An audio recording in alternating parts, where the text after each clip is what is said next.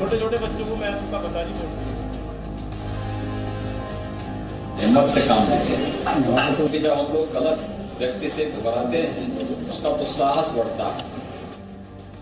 पेशेवर अपराधियों के राजनीतिकरण का दुष्परिणाम कैराना और कांधला जैसे कस्बों ने झेला है। हिंदुओं को व्यापक पैमाने पर प्रताड़ित करके यहां से प्लान करने के लिए मजबूर कर दिया गया था। लो भैया, बीजेपी को फिर से याद आ गया हिंदू मुस्लिम, राम रहीम, शमशान और कब्रिस्तान सहित कैराना पलायन। पेशेवर अपराधियों के राजनीतिकरण का दुष्परिणाम कैराना और कांधला जैसे कस्बों ने झेला है। वैसे याद तो आना ही था, क्योंकि मौका जो चुनाव का है। 5 साल बीत गए गाय गोबर और राम रहीम करने में, इसीलिए तो बाबा ने कोई काम नहीं किया। ऐसे में अब सत्ता पानी है तो महाराज को पलायन और हिंदू मुस्लिम तो करना ही है। यूपी में महाराज योगी आदित्यनाथ को 5 साल होने वाले हैं और बाबा ने इस कार्यकाल में सिर्फ घंटा बजाना, विपक्ष के कामों का दोबारा फीता काटना और शिलान्यास का शिलान्यास करना, धारा 370 हटने पर अपनी पीठ थपथपाना और तो और बाबा ने खुद अपने मुंह मियां मिट्ठू होना ही किया है।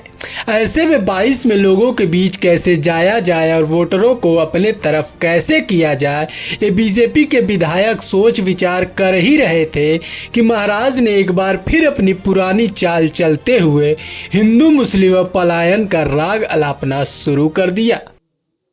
मेरा यह दायित्व बनता है कि हर पीड़ित व्यक्ति से मैं मिलूं, और पीड़ित अगर हिंदू है तो उससे मिलना गुनाह नहीं है, और मैं इसीलिए उन पीड़ितों से मिलने के लिए आया हूं जिन्हें पिछली सरकार के समय में प्रताड़ित करके पेशेवर अपराधियों ने यहां से प्लान करने के लिए मजबूर कर दिया था।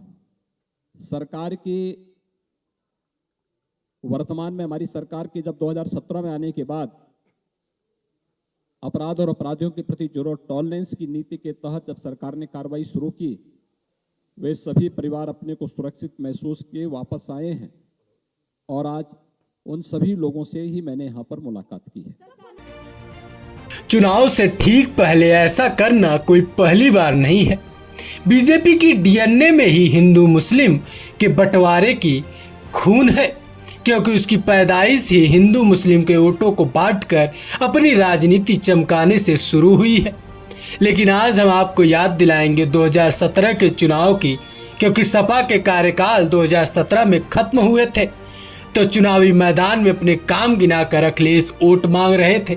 वहीं इस समय बीजेपी अपने कार्यकाल को खत्म कर रही है, लेकिन इसके पास पहले की तरह ही हिंदू मुस्लिम पलायन जैसी घिसी पिटी ही कैसेट है जो इन्हीं सब चीजों पर अटक रही है।